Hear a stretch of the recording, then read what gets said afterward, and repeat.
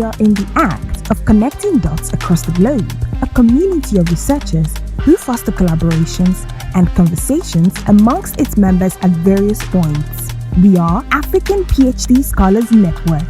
Connect to a community of scholars to get experts' advice, support, and resources in different fields of study needed to enhance your PhD journey. African PhD Scholars Network. We start and end the journey with you.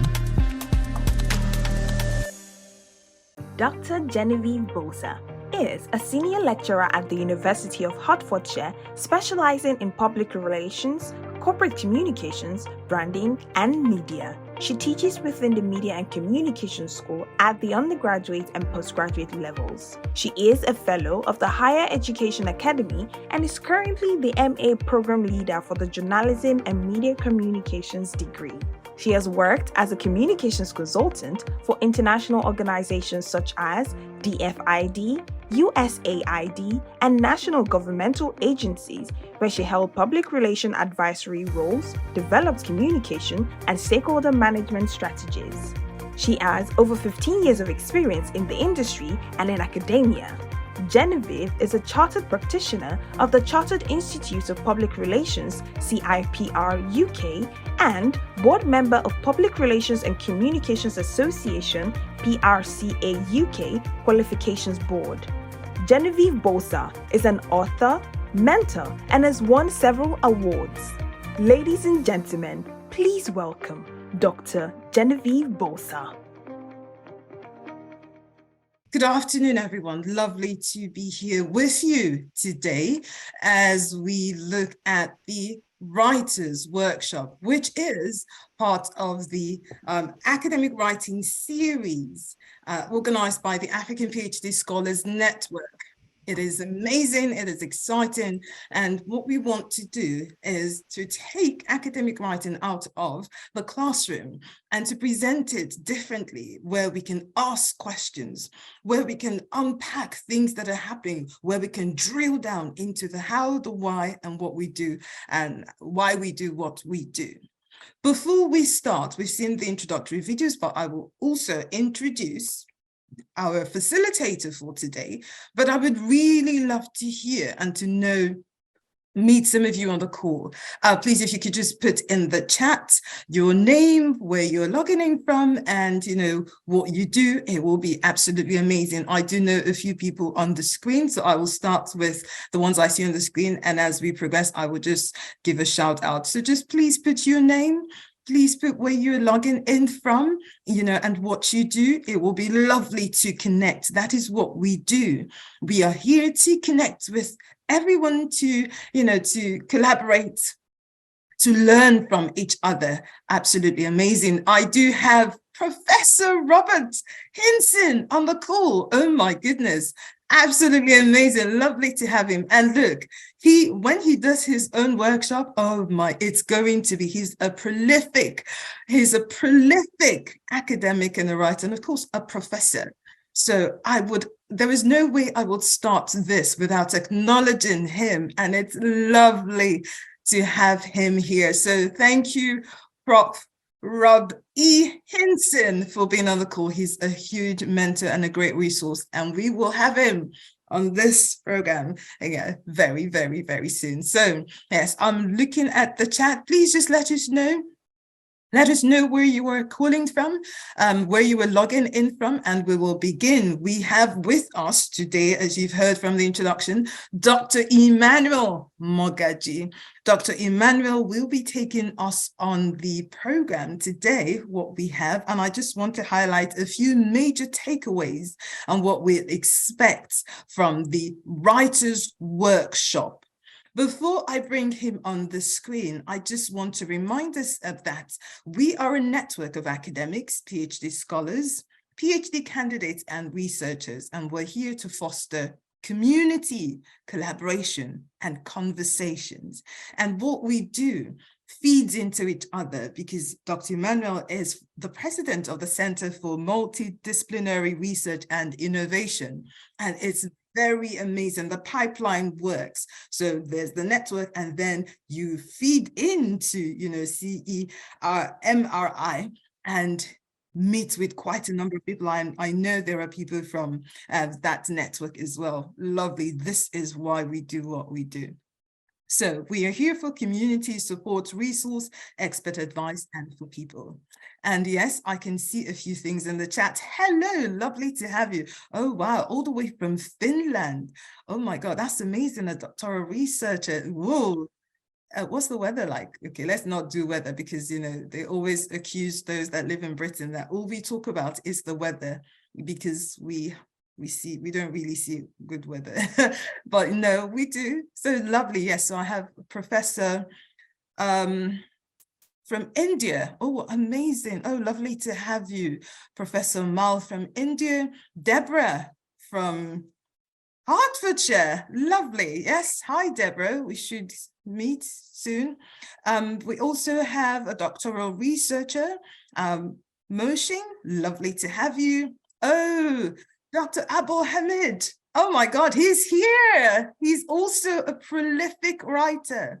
I think I have a book chapter with him. Yes, from Accra. Oh, awesome. See, we have quite a pool of people that I can't wait to tap into this resource. We have Femi Balogu from what's happening in Finland? There's something happening in Finland. Yes, there is something happening in Finland. And from Slovenia. Okay, you're not going to make me move countries. I will be here for a while. So I would hand over. And please do keep putting in the chat where you're from, what you do. We'd love to connect. I will hand over to Dr. Emmanuel, who will take us on this interesting episode of the Writers Workshop. We would have him for about 45 to 60 minutes. We will pause for questions. So if you do have questions, please put it in the chat. Please put it in the chat, but there will be opportunities for you to raise your hands, ask the question, and we will answer the question. And we'll come back, reconvene after questions, and just do a mini debrief. So over to you, Dr. Emmanuel. Dr. Emmanuel Mogaji has a PhD in marketing and is a lecturer in advertising and marketing communications with a strong focus on service brands at the University of Greenwich. He was an associate lecturer and a researcher at the Business and Management Research Institute, University of Bedfordshire. He is a fellow of the Higher Education Academy, which demonstrates his teaching philosophy and commitment to encouraging experiential learnings. He believes in giving students the opportunity to learn by doing, to think outside the box, and to challenge norms. Emmanuel has previously worked as a marketing communication executive responsible for creative designs and managing marketing campaigns, liaising and building relationships with a range of stakeholders. Emmanuel's primary areas of interest are ABCDE of marketing communications, advertising, branding, communications, digital, and ethics. He published peer-reviewed journal articles and book chapters and presented his works in many national and international conferences on brands and advertising. Ladies and gentlemen, please welcome Dr. Emmanuel Mogaji.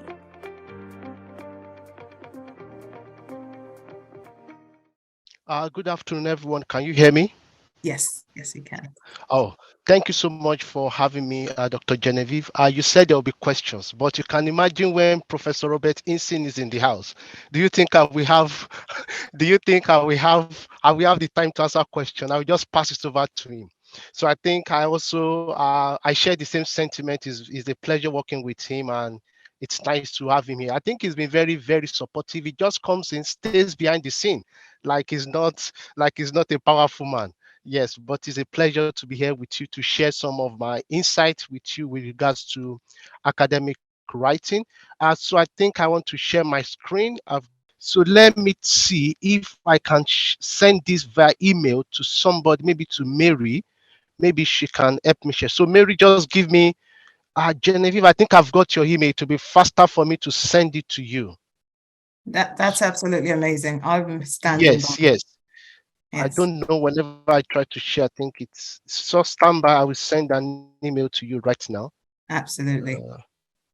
So new email. So I'm still going through the chat and I can see, oh, wow, this is amazing. Really lovely connections. Yes, I see. Yes. Oh, this is great. So there is Dr. Patham. Oh, physiotherapy from New Delhi. Lovely to have, and stroke survivors. Oh, I love, that's an amazing research. And we'll love to hear more about it because we also want to interview doctoral researchers.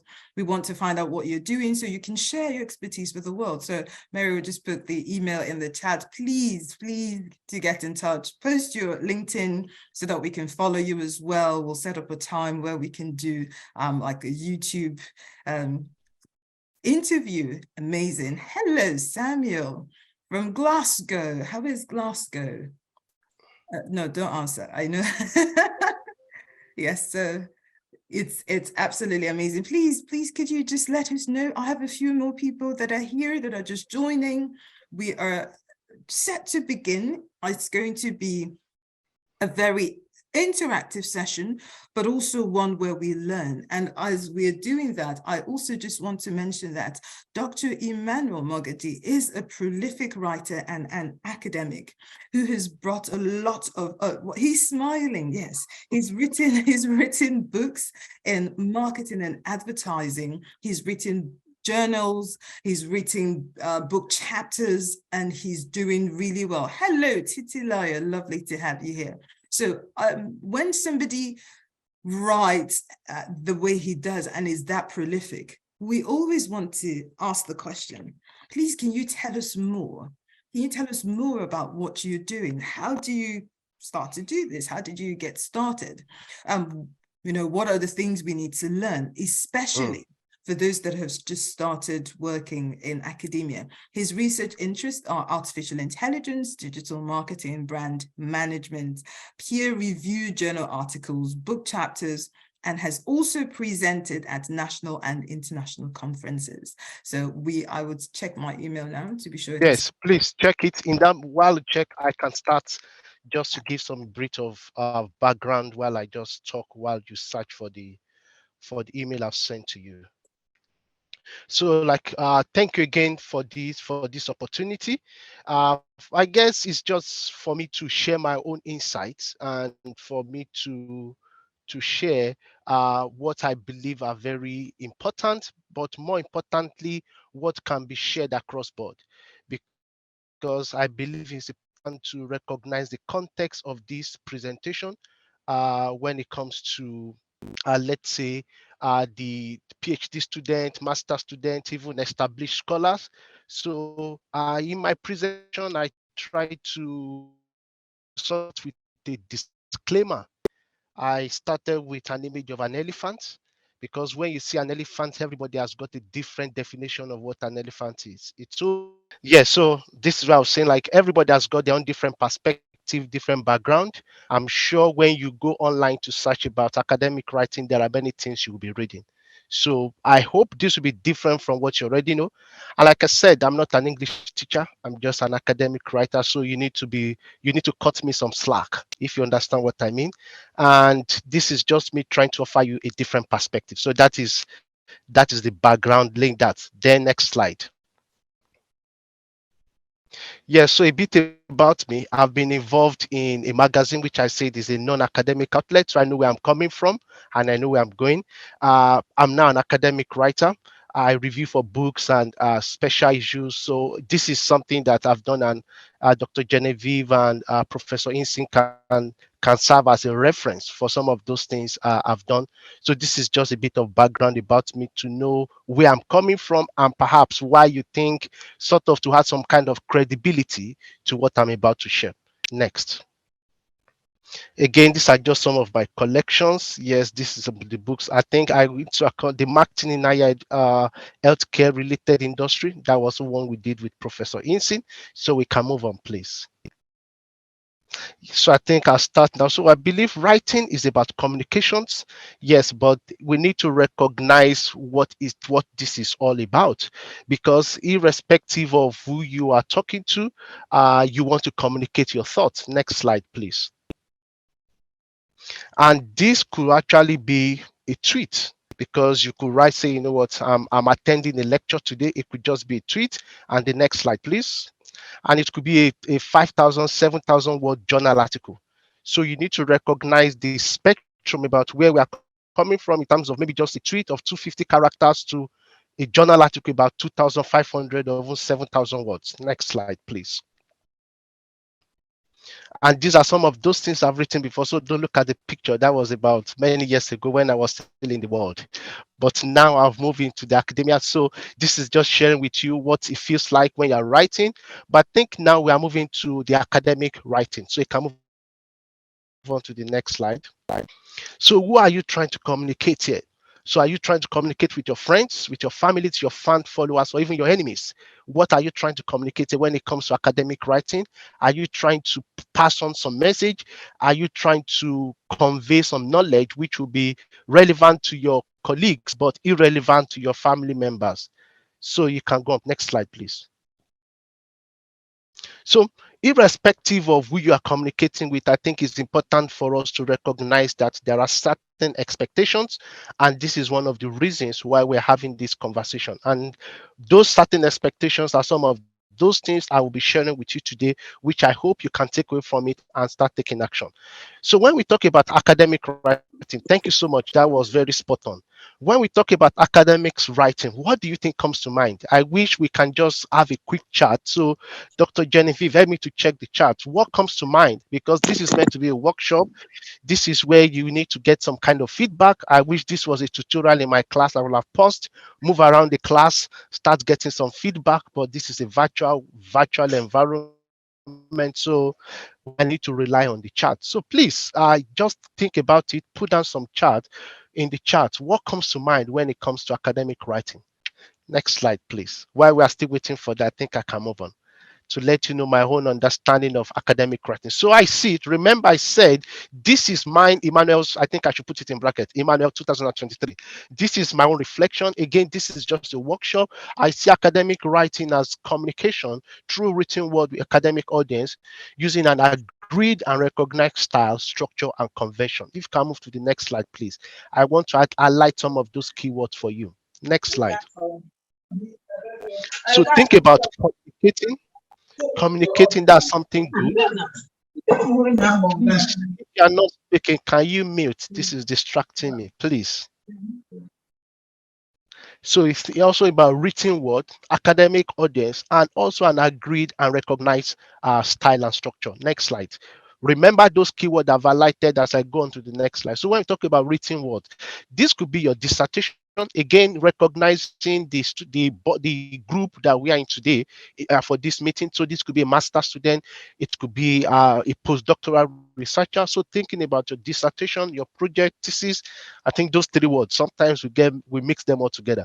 It could be a working paper, journal article, monograms, case studies, book chapters, edited books, and policy reports. So these are some of those written words I have. Then when we talk about the audience, previous slide, please. The audience. So again, this could be your supervisor who is reading your work. Remember, you want to communicate your own thought to your supervisor. This is not to your daddy or to your mommy. This is not to your friend, but mindful, this is an academic audience who wants to read and expecting something. Importantly, for PhD student, it could be your external examiner, your viva. So this is somebody who is just reading your work for the first time and really expecting a lot. They do tell us that perhaps it's only the external examiner and the examiner that will read your 80,000 word, and after that nobody else will read it. So you need to understand who you are trying to engage with. It could be journal editors, it could be book editors, it could be people like Professor Insin that you are proposing something, saying, I want to write this book, what do you think? It needs to be able to get something from that and make a decision. It could be publishers, your peer reviewers, funders, government, policymakers, and business owners. So please recognize this audience as I talk about the agreed and recognized context. So again, this could be around the word count for each journal. Your 80,000 thesis, different from 8,000 journal articles, different from 12,000 dissertation. Be mindful of that, even including abstract, the structure, referencing, plagiarism, formatting. All these points are very important because they are the agreed and recognized convention when it comes to academic writing. Next slide, please. Okay, so here For me, I think I just got a comment there, which is about creative writing. But I think it's important for us to find the balance, because when you say creative writing, it could actually mean you writing a story for Netflix. I would love to do that one day, but I won't see that as an academic writing. So again, it's about finding the balance. Everything you write cannot really be considered as an academic writing. You need to find the balance to know who you are communicating to and how you want to communicate that. For example, your thesis, your family members might read that, they might not understand it. But how do you find the balance if you need to engage with your audience? So the next slide, please. So when we talk about what do you want to communicate, and this is where it gets so practical, where you take responsibility for your own learning, take responsibility for your own output. Is this something groundbreaking? Are you talking about a new research findings? Are you offering business solutions? What will really make you pass? So this is one of those, especially for PhD student and master student, thinking about your dissertation. You want to do something that is beyond ordinary, something unique, and that is why you need to think about what you really want to communicate. Next slide, please. Yes, and this is where I think I've got about 12 points that I want to share when it comes to recognizing and abiding by the house rule. So when I say the house rule, this could be next slide, please. This could be your university, and this could actually be maybe the publisher. So for your university, you want to know that there are things that they expect, and therefore, please, even though anybody is telling you anything elsewhere, you need to come back home and find out what are they expecting from my university. When it comes to my dissertation, you might read on Twitter say your dissertation should be 15,000 words. Come back and make sure you know what the university expects. Also, for the publisher, you need to know what they want and therefore work towards that. If in doubt, please ask the editor. Tell them, I'm thinking about this. What do you think? How many words do I need to go? Next slide, please. Yes, and for those of us who might be thinking of considering journal articles, submission guide are something that we also need to be very conversant about. Publishers will always share this for you to read online. It varies across all the publishers, so please be mindful in terms of formatting it and to know what to put there. Yes, hopefully I won't embarrass some people here. So this is where you think about house style. So for example, I was looking at Dr. Genevieve's dissertation. She didn't put a logo, but in my home Bedfordshire, you expected to put a logo. And these are some of those things when it comes to that style that, okay, what does the university expect? So you need to be mindful of the house style when you're coming back to academic writing, because these are something that, yes, are very important when it comes to that, when it comes to your submission, because this means a lot, because these are something that, yes, we always fall back to. Yes, next slide, please. And for a journal article, so you always see this section under the journal saying for authors about your submission style. If you see those things by the left, talking about the presentation, the formatting, figures, artwork guidelines. So those are some of those things you need to be mindful of. Like I said earlier on, this is meant to be a workshop that you can apply across all board, irrespective of your sector. So please, this might just be coming from a marketing management perspective, but be rest assured this information are also applicable in other sector that you might be writing for. Is either in sciences or education or biological sciences. Yes, you need to recognize the art style, and that is important for you to consider when you're submitting or working on your journals. Yes, this quickly is also about the abstract. So these are three types of abstract. One is from Emerald. They've got their own style. The other one, the one below there, that is from Elsevier. And the one on the right, wherever screen you're checking, that is from Routledge, Dylan Francis. So you think you want to write an abstract, you just think, oh, I've finished this report, I want to send it out. You need to recognize the house style. Each publisher has got the way they want you to write the abstract. And I bet it with you, if you just submit anything, that could be one of those reasons that your work could be dex rejected, because it shows that you've really disregarded our house rule. We told you for your reference, put purpose, design, finding, research. Then you just went to send us an Elsevier reference, Elsevier abstract. Again, those are those little indications that shows that you've not really paid attention to what is on what you want to submit. And this gives an indication to the editors to say, you know what, if this guy can actually ignore our information that is publicly available, who knows what he has ignored in the other part of the report. And again, you remember the abstract is just right from the front. I hope I will come back to this if time allows me, because especially I tell you, my works get rejected. That is normal. So sometimes you might think, oh, I've done a work in Elsevier, I want to send it to another journal. You just send the abstract like that. So that can also be very confusing. Next slide, please. So when we talk about the standard expectations, irrespective of your type of academic writing, be conversant with these standard expectations. So Dr. Genevieve, you might just be spot on this. Just let's go. It's about 12. I'll just quickly explain them. So number one is about scope. What are you writing? Your thesis or your dissertation? A case study or a commentary, you need to really understand the scope of what you are writing. Are you submitting, or they've invited you saying, oh, Professor Einstein, you are a very versatile person here. Come and write for my journal. It's different from Emmanuel sending a submission. So you want to recognize your scope right from the beginning before you start writing. Original. What are you contributing? Why should we be interested in your work?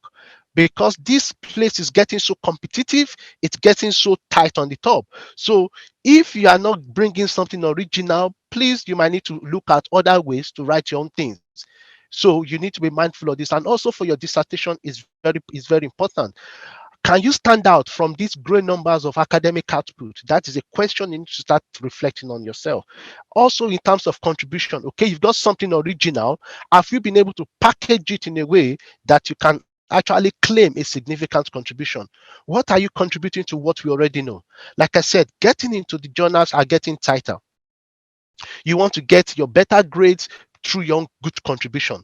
I saw a comment there. Yes, packaging is very key. Professor Insin, the marketing expert, we will also recognize that.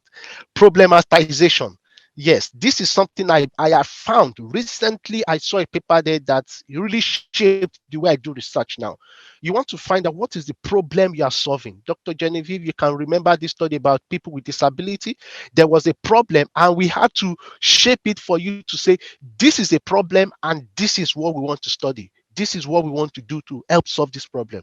So please, when you think about your academic writing, think about how you can quantify your problem, saying like 50 million people are suffering from COVID, and therefore they are not being able to go out to the market. So therefore, it's important for us to look at how to do digital marketing. So just find a way to really quantify your problem to make it very engaging. Point 5, please. Literature. This is the part I don't like in academic writing.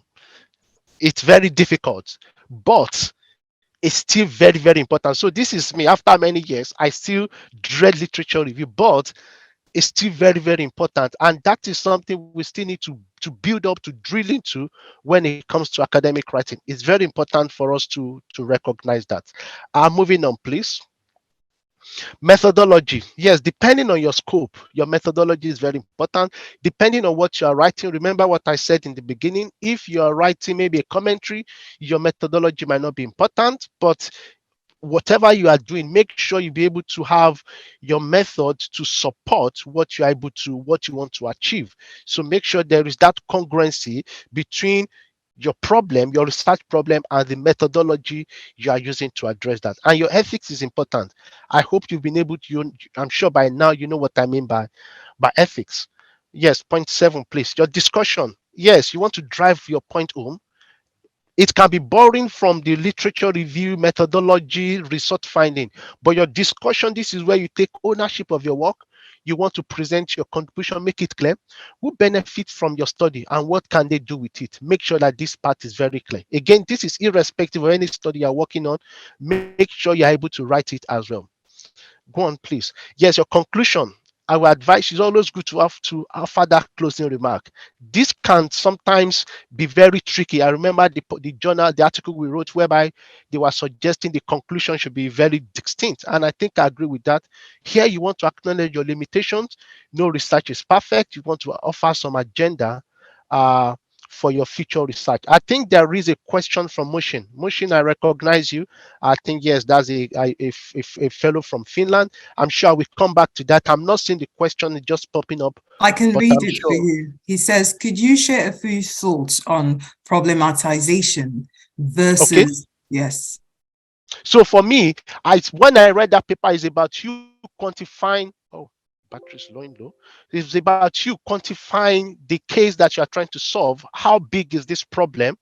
And therefore developing your research to address this problem.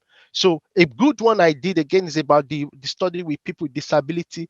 We're able to quantify how many people are struggling with this problem, what is the impact of this on their daily life, and therefore what can we do to make sure their problem is reduced. At least if we can't solve them, we can reduce them. But I'm sure I can share the link with you. There's a paper on that problematization that I can share with you, Dr. Genevieve, and you can share it with everybody. Number 9, references is also very, very important. Yes, I think this is something to always recognize. So please, plagiarism, be very mindful of that. Point 10, please. Declaration. Yes, you want to declare if the research has been funded. Again, journals really request this. It's part of your ethics. It's part of that standard, your declaration. Have you got any support from this? You want to declare any contribution for each of those the authors, and you want to declare your data source. If people want to do extra research, they should be able to find out where you got your data from. Question 11. Again, the structure. Please remember what I said about what the author wants, the editors and the journals want. Make sure your structure is very important. You want to know the section that is important. Is literature review matched with introduction? Is finding matched with discussion? Make sure you really understand the scope and be mindful in case you are submitting to another journal. Don't just dump like copy and paste into another journal. Make sure you recognize their own in-house structure. And point 12, the sentences. Like I said, I'm not an English teacher, but you need to recognize that this is very important. So when journal articles when they try to, how would I say it, say your work is not good enough. So please try and recognize the fact that they just want it good. Yes, you might want to go and get an English speaker, get a proofreader. Yes, where should I publish? Again, this is a question for everybody. So please, can I get the wrong answer? Where do you think you want to publish? Yes, again, you can put that chat, but if you can go to the next slide, please, while we wait for that. Yes, Lambert, this is one I would not recommend. I'm sure many people have tried it before, but this is not something I found to be very credible. Yes, so you need to be mindful of where you publish your work, because they just tell you send us your work and we will publish it for you. So you want to be mindful of that as well. This is not something you want to be caught doing. Next slide, please. Because they're likely to accept anything, and therefore be careful of where you're sending your work. This is just some kind of warning. The next slide. So you can just help me to flick through this, about 7 of them. So these are the publishers I think you should consider: Routledge, Palgrave. I've not been paid to say this, but these are credible places I know. Elsevier, next one. Wiley, that's another good one. Emerald, yes, I do a lot with them. Yes, Edgar Helga, this is also another very good one. So that's just some list. Again, we can share this slide for you to know. So when we think about why should you bother, why not just go and start creating TikTok videos?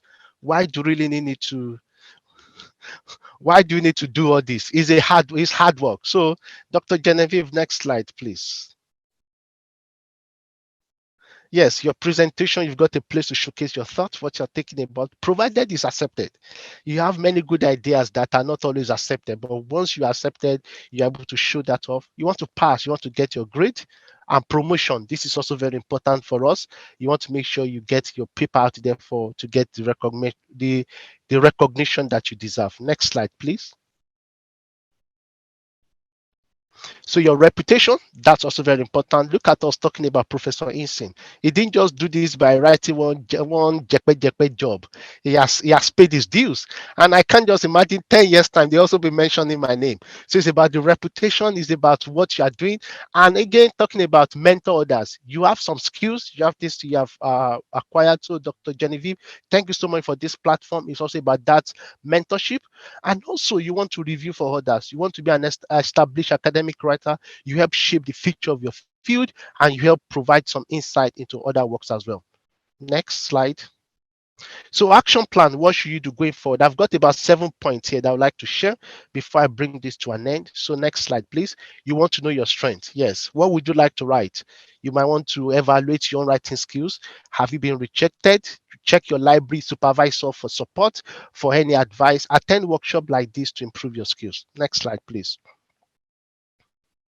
Yes, the African mentality, I must recognize this. Please surprise those gatekeepers with quality writing. Often they see Africa to be, we don't know what to do. So please try and work on this. These are some of those action plans. Show them you are not just an African, you're a credible African who can deliver outstanding and quality work. Remember, Africa is a continent. What's your focus? So please be mindful of the focus you are driving at. Point 3, please. Yes, you want to build your credibility. Please don't rush to publish. Take your time. Yes, you don't want to jump into the deep end. Start slow. Write a chapter. Make sure you get what to do, because feedback can be brutal. You must have heard about reviewer too. They can be harsh. And make sure you've prepared your thick skin, because sometimes, just like Genevieve, you remember, you can get this feedback and like, you know what, I'm tired. I can't do this. I'm leaving this. So please get those thick skin. And also, if you can co-author with somebody who is more experienced, let them be that shield. When this attack is coming, they are the one with the big chest to collect it. By the time you get the feedback, they have softened it and you're able to deal with that properly. But they can't work with you unless you build your credibility. Point 4, please. Yes, so again, this is something I quickly want to share. It's not about writing just journal articles. Again, you could start by writing commentary. These are something I've written. Commentaries are easy, about 3,000, 4,000 words. Very easy. Book chapters are also easy before you start thinking about your 4-star and 5-star. But it's also about building that your credibility. Point 4, please. You want to know your prospect. What is the end game? Why are you doing this? Is it for promotion or for your personal gratification? Do you want to share it on the family WhatsApp group? Hey, I just published a new paper. Is that why you are doing this? Please think about it. And also the journal rankings are very important. Are you in the UK? Think about your ABS. Are you in Australia? Are you in USA? Are you in Africa? I think they have the AJOL. And I think Dr. Balogun can remind me later. I think they have JUFO in Finland. So you need to know which one which one is important in your own country. So focus on the journals that's in that place. Next, please. Next slide, please. Be prepared. You want to know your field. Opportunity can come your way. Dr. Genevieve can just approach you. I've got these ideas. What do you think about it? Again, you want to be prepared. You don't want to disappoint. And if you say, you know what, Dr. Genevieve, I can't do this, I'm not confident enough, let them know. Don't accept things that you feel, oh, you just want to feel among, but you will disappoint. So, but be prepared. Opportunities might come your way anytime. Next slide, please. So again, this is something like an email I got from a senior colleague. Is about the way it was. I forwarded him something, and he was telling me, you know what? I will take a look at this. I will do this, but make sure you also check with people. So this is where your preparation comes in, for people to know that yes, you can do it, but be ready to accept some feedback to improve your work. Next slide, please. Yes, keep improving. It's not easy. Yes, this is a skill that you need to develop over time. So please, once you are published, you get more confident in it. You want to aspire to the next level of competence, from a book chapter to a book editor, from a one-star journal to a two-star journals. Keep moving on. Attend the Meet the Editor forums. And yes, the gatekeepers, yes, we need to recognize them. I got about 3 extra slides of this. These gatekeepers, they mean a lot. They are your supervisors. Yes, so if you can just go to the next slide. So they are your supervisors, they are your editors. They can actually reject your work. So you need to be mindful of them. Like in the previous slide, you need to massage their ego. You want to know what they look like, you want to know what they want, you want to know, what are those things that will make this woman happy. How do I really position them? So because you need to recognize them. Next slide, please. And the next slide. Yes. So again, these editors may know you, they might not know you, and I think that is where your credibility comes in. So who are you? In Yoruba land, they will say, "Who is your father in this land?" You are just submitting a paper. Who born you well? You know what I mean? Like, yes, this is African connection. So you know what I mean by that. Like, come on, who are you? This is meant to be big boys club. What are you doing? So you need to be ready for those kind of things. What do you know about what we are talking on? And also, this feedback can have huge implications on the acceptance of your work. So we need to recognize that. Next slide, please. So this is something I quickly want to share with you. I had a paper. We had 5 reviewers, and we had about 11,000 words for reviewers. This is not just the paper. This is just a review. This is about 28 words just to say, thank you for your feedback, reviewer 5. Thank you. And we are sorry. We apologize for the confusion. Because again, this is about you massaging their ego. You want to make sure that whatever they say, you recognize it and find a way to make sure you give them what they want to let them know that I take your feedback and I've worked on it. Yes, next slide, please. And this is something I saw on LinkedIn. This is a professor who has over 500 papers. And look at how long his work was reviewed. It was reviewed 6 times. And if a professor can go through a review 6 times, who am I to complain after 3 times? So again, this is somebody that you might think, yes, they can't block him. But you still have the gatekeeper who don't even know is the one writing it, and therefore they can really, let me say, frustrate, rather to really checkmate what is going on. But this is something you need to prepare of. So not an easy road, but I think it's worth it. So think about it. It's been a journey. Thank you so much for this time. I think we can have time to answer some of these questions. This is why you must be humble, humble, humble. Yes, Professor Hinson. Yes, we must be very humble. I think it's important to recognize that. So thank you so much. These are just my insights. Those are things I could share with you. But I'm sure with Professor Hinson we can get more insight. But I think we could be open the floor for questions and answer now. Thank you. Absolutely. Thank you very much, Dr. Emmanuel. That was really interesting and powerful. And yes, these slides will be available. Yes. The resources will be available. We'll send those to you. You could follow. The links are in the chat. And Dr. Hinson was just commenting, see, Dr. Hinson, you have your day. Look, oh my God. I can't, Exactly. like that day, we're going to have, for maybe we'll just book like 3 hours, because for somebody that has not just books, journals, and did that really early on, but also has book series. You know, the book series is like a book series. Look, we need to sit and, just carry a cup of water and drink from it. Okay, let's go and let's take some questions. There are some questions that were in the chat. There is the Telegram group, not a WhatsApp group, because Telegram helps us to pin, to post things, and they'll put that in the chat. And yes, he says that's why you must be humble. Please, can we take some questions? Do you want to post them in the chat or unmute so that we can answer some of the questions? And remember, this is the academic writing series. So we will have, the plan is every month up until July, we will have a workshop every month. So we will build on what happened today. We'll build onto that next month. In between, there are things that we already have planned. There is a virtual writing hub where you can come write together with people, share your thoughts. We noticed that with doctoral researchers, PhD candidate students, or even postgraduate students, it can be lonely writing alone. But if you have people to write with, and this is an idea that I saw, I think during COVID, that has been very helpful to write with people. And Dr. Hinson is, yes, please, Dr. Hinson, please unmute. Don't worry, unmute. Let me add you to the spotlight. Are you going to? We would love to see and hear from you. You know what? He's a number man. He won't show his face. He's a number man. Madam, please, can you hear me? Yes, we can. Okay, Madam, please, good afternoon to you. Good afternoon, Dr. Hinson. Good afternoon, Prof. My Yes, Prof. please. Good afternoon. Lovely to have Yes, you. please. Yes, please. Madam, please, I wanted to respectfully submit that. You know, Dr. Mugaji is very prolific. He's giving us all the hard things. the route to follow. Very prolific man. But please, I wanted to respectfully submit that the number one requirement for a world-class researcher is humility. Humble. Don't come to the table with any airs. Don't come like you know anything. Just humble yourself quietly. Because I've seen that in humility, you draw people to yourself. They bring opportunities to you. Look, I remember there was a time about 2023, 2008, 16 years ago. I had a colleague who submitted a paper, which is now 2-star, Journal of African Business.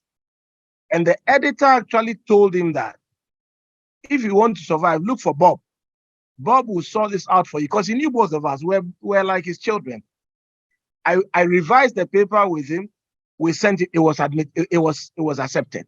And I don't think I did anything magical with the paper except to take it apart, look at what the reviewer comments were, revise it. We submitted it and it went through. By the same token, I've had senior scholars also walk me through, pass here, don't go here, remove this one.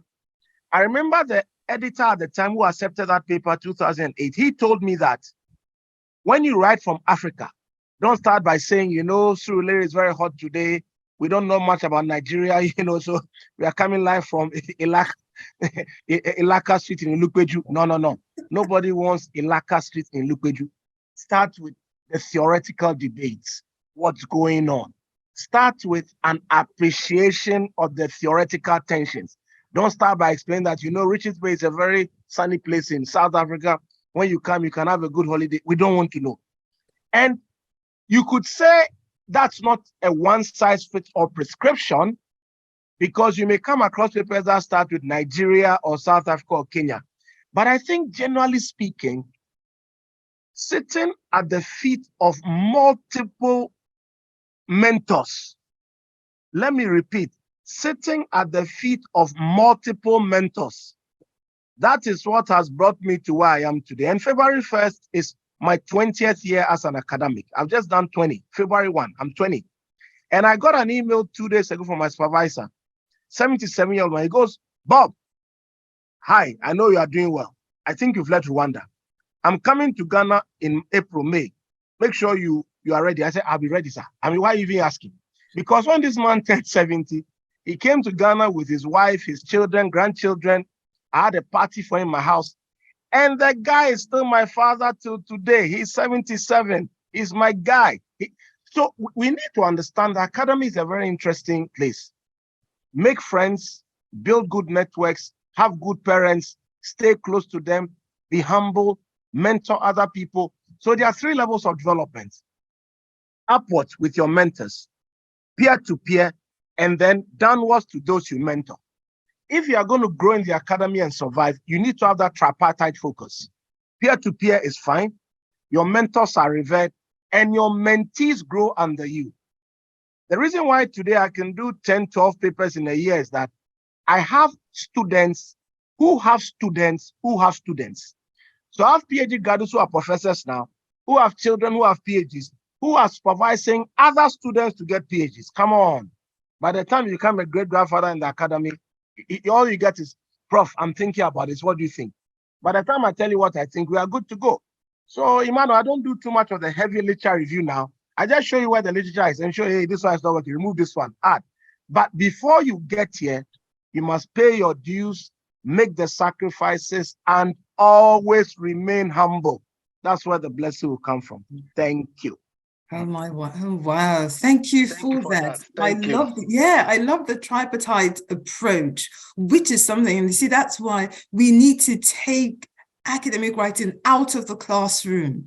Understand the tripartite approach, up, parallel, and then downwards. It helps you to build the core basis of what you're doing, writing, collaborate. I know, excellently expressed. Thank you, Professor. See, that is why, please come to the UK, let's host you.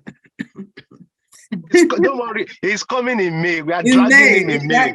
Yes. And that there are some more questions. And you see, this is what we do here. This is how we express. It's helpful. That way, We're not just talking purely theory. We will mix all that. There is a question: how do I begin to prepare a PhD proposal as an MSc student? We did do a PhD proposal series, and that is also going to come, I think is in April, Mary. There's a PhD proposal series, but we would open it up for Dr. Emmanuel or Professor to respond. There's also another question. Let me just read that so that we can take. Some journals publish only 50 papers in a year. Another or publish 500. Which would you say is a good journal? It's good to get some views on that. Okay, so I think what comes to mind should be sustainability. MDP, I'm sure many of you might have known that, but again, you need to recognize the dynamics of the industry, if I might put it that way, and also where you like to work. I will see a journal of 50 more credible than a journal of 500. Yeah, because it's not just about the quantity, it's about the quality. So that is something we need to be mindful of, but also think about the impact factor, think about the ranking, think about the star rating of those journals. Those are also an indication. Check, where are your mentors publishing? Do you have mentors publishing in the 500 journal, or everybody's trying to figure into the 51?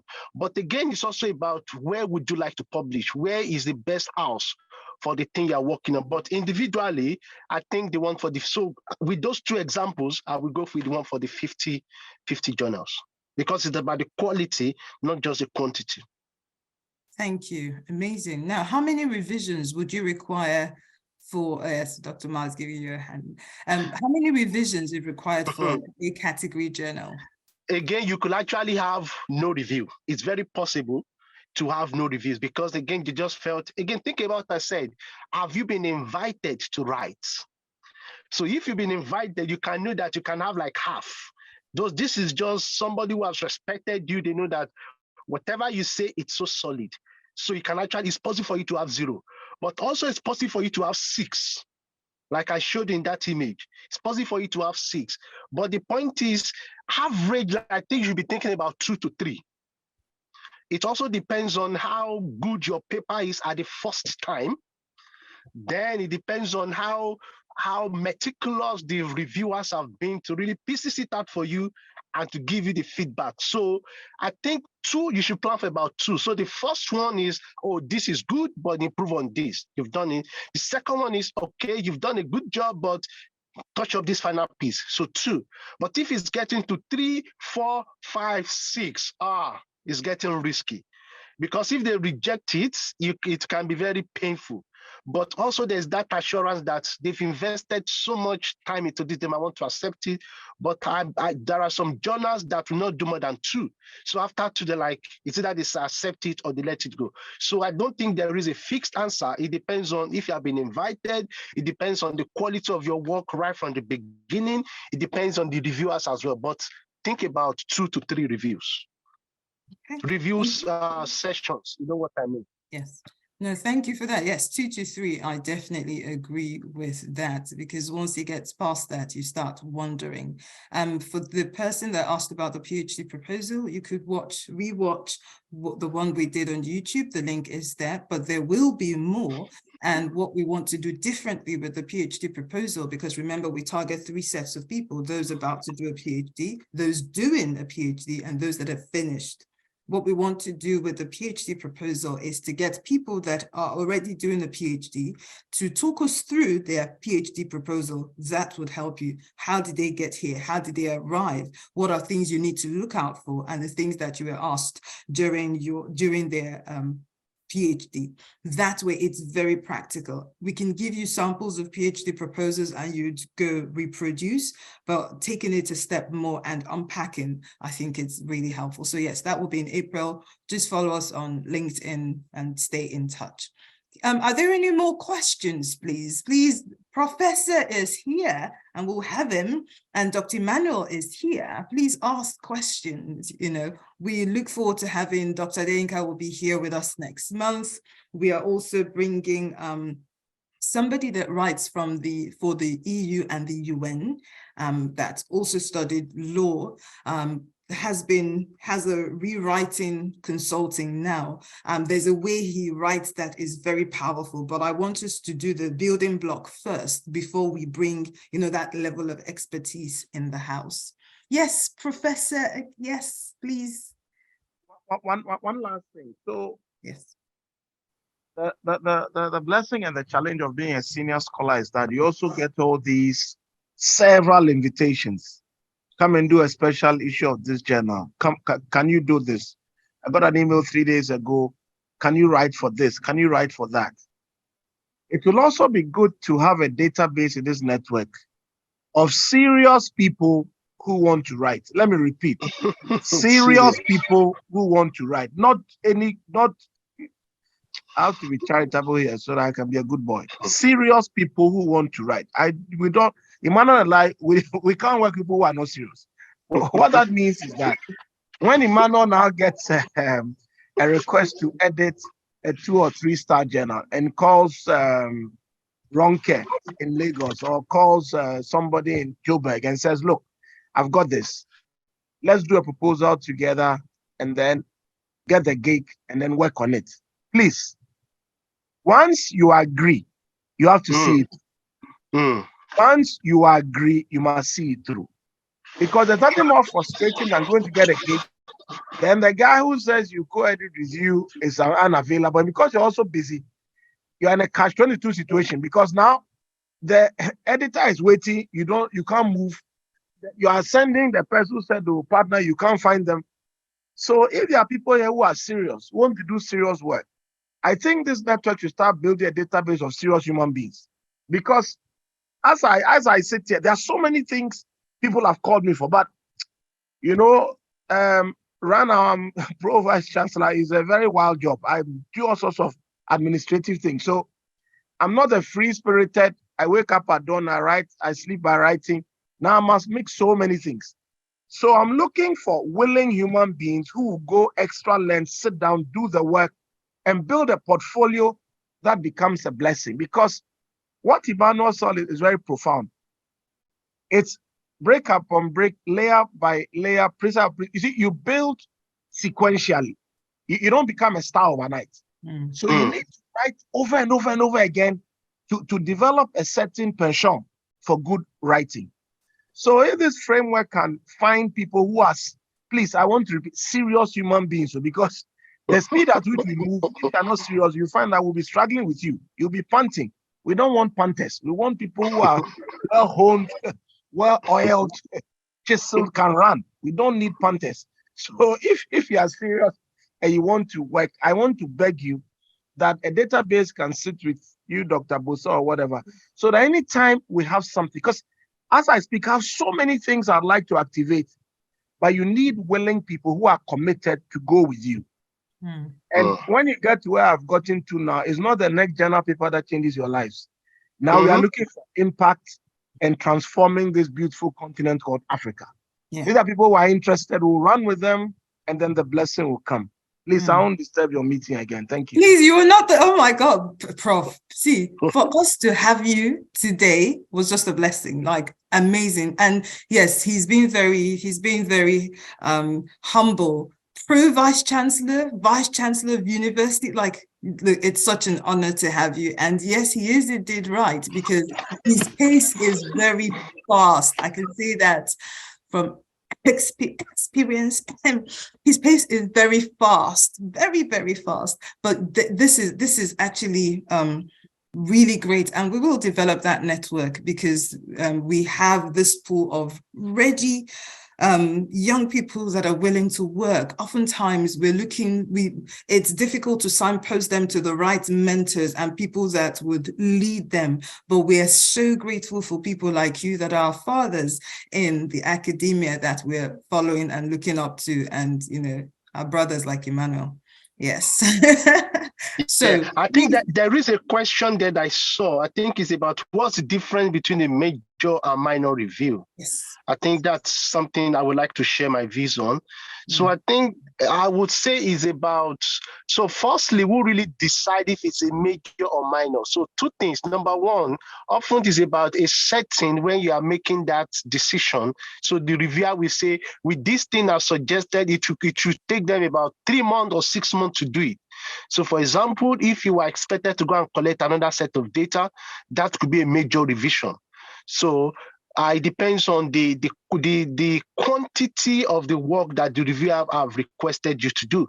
So often after a major review, the next review should be a minor review, because you can't just keep having major. So that means you have not really worked on the first major you have. So the first major should take you like maybe 3 to 6 months to really work on the journal and really work on it again, the manuscript, the article. So once you have that, so the minor review could just be some things they want to correct in the major reviews you've done. So that could just be about 1 month. So remember, the reviews is often about the duration for you to send the paper back. So they will say you've given a major review, submit it back in 3 months. We've given you a minor review, submit back next month. So I think the reviews depend on the intensity and also the quantity of the work the reviewers and the journal editor expect you to do on the journal. But I will expect a big major review to really shape the work properly, then another minor to really make it easier. So after the minor, then by the time you even see the reviews, you can be happy with yourself that, wow, I think they like my work. I think they like it. Because by the time it gets to the minor reviews, they can telling you, oh, wow, you've addressed most of my questions. Just make sure you do this. Just make sure you do that. Just make sure you do that. Adjust the table, do that and this. You can feel it that, wow, I'm getting home. But who knows? That is not always a guarantee anyway. Yes. But again, I think Professor Insina also put a comment there for you to reflect on as well. Yes. And there's another question. So when we resubmit our manuscript with minor, yes, does it go to the same reviewer or the new one? I believe it does. I think it should go to the same reviewer. But we are all humans. Sometimes I might have gotten a job in United Nations and I might won a lottery and I retire from academia. So I won't be the one reviewing your paper again. So there are chances that your reviewer could be a new person, and you will surely know. You will surely know, because from the thing they're asking you, you will know it's not. And also the journals will try to continue the conversation. So often they want to give it to the male reviewer, but life can happen. Yes, the reviewer could have died. Who knows? The reviewer could have traveled. The reviewer could say, you know what, I'm no longer interested in this paper. So be ready. It could be somebody else. But I think the editors want to make sure that yes, they give they give the next view, the next manuscript, that is the revision to the same reviewer. But things can happen, so be prepared. Let me add on a bit. I want to thank Dr. Mogaji for the most interesting perspectives on this. Please, I need to sound a note of caution. I don't think minor means not significant. You have the shock of your life if you treat it that way. I mean, if you are sloppy with minor recommendations, the editor can come back with 6 new reviews out of anger. Don't even cross editors like that. I mean, don't think, oh, it's a minor, so I'm going to. If you mess around, the next set of emails you get, you collapse behind your laptop. If you don't want to collapse, make sure that you sit down and you make a meticulous attempt of cleaning up the manuscript. When you are done, write a thesis explaining in great detail all the corrections you've effected. Otherwise, minor can tend to major. Because the last thing editors want is people who are sloppy with their recommendations. Something bad can happen to you. Number 2, I said humility like 100 times. We just published a paper on mobile money in a 3-star journal. I can tell you that when the reviewer comments came, it said minor review in technological forecasting and social change. We were gleeful, we were excited, we were doing cartwheels, and then we went to do a minor revision and resubmission. Colleagues, it took 1 month, 2 months, 3 months, 4 months, 5. Hey, my colleagues started email each other. We are going to take it. I said, please relax. No. We are going to reroute the paper. I said, don't reroute the paper. Then they said, Professor, what do you think? We found another journal. I said, people, listen to me. Let me also write email and ask the editor, are you alive? Is it working? Relax. Then they'll come back. We've seen another journal. I said, no, wait. I know you are seeing journals. Relax. It took a long time. Eventually, the email came. We've accepted you. We are good to go. I nearly told them, you see, but I couldn't see them. They're in other countries. I would have walked to the house and said, you see what I said, you see. So sometimes this game, this patience and humility thing, it really matters, because not many people can wait 6 months after responding to minor reviews and hope that the paper will come through. You can easily get frustrated. Relax. Go and work on another manuscript. Don't yank it. Because if it's a good journal, people wait for 5 years. Once it comes through, the blessing has come. Relax. Go and work on something else. So this game is a slow roast. It's not microwave business. Slow roast. So there are times when the guy will come and say, minor revision, you've revised, it's not minding you. Relax. Just pray. You can pray in tongues, add tongues. Just believe God and wait. It will work. So don't fight. Another thing, don't fight in the academy. Sometimes your heart can overtake you and you feel like writing an email to fight. Don't fight. In fact, when you type the email, delete it. Because if you fight one editor who's powerful, he can tell 20 editors. They can blacklist you on your blind side. You will not go anywhere near that club. Anytime they mention him, something bad will happen to you. Don't fight anybody.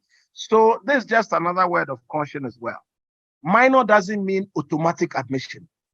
Be meticulous about the revisions, write a good manuscript to explain what you've done, and then trust God to get admitted. Thank you. Oh, thank you for that, Prof. Who wants us to have a one-to-one with Prof? We need to get him to just sit down and just share, just talk us through your journey in writing and publishing. I believe it's going to be a blockbuster. No, Emmanuel has done it all already. No, we need to do it.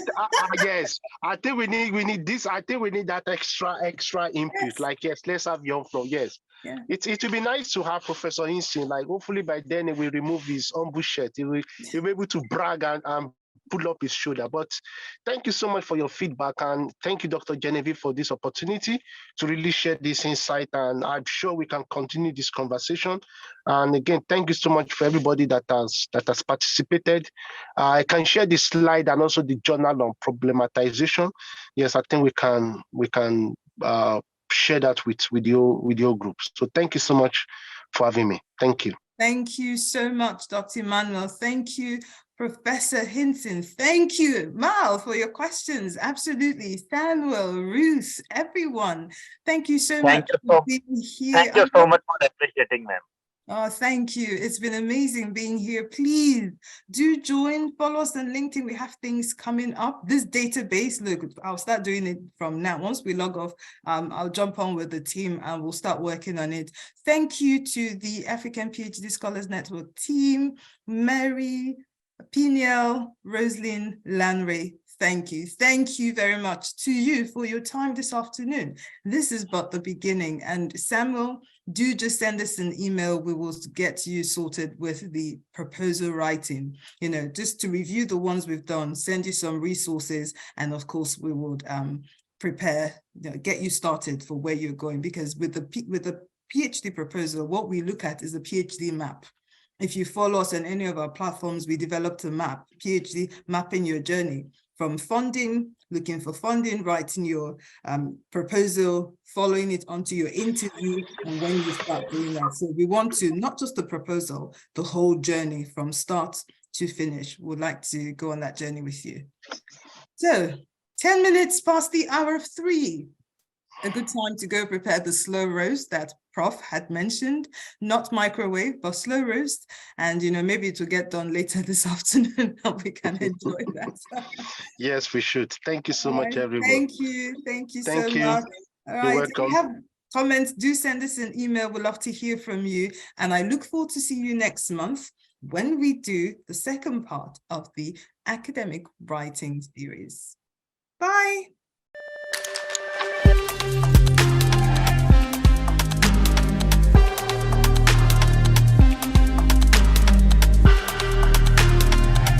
We are in the act of connecting dots across the globe, a community of researchers who foster collaborations and conversations amongst its members at various points. We are African PhD Scholars Network. Connect to a community of scholars to get expert advice, support, and resources in different fields of study needed to enhance your PhD journey. African PhD Scholars Network. We start and end the journey with you.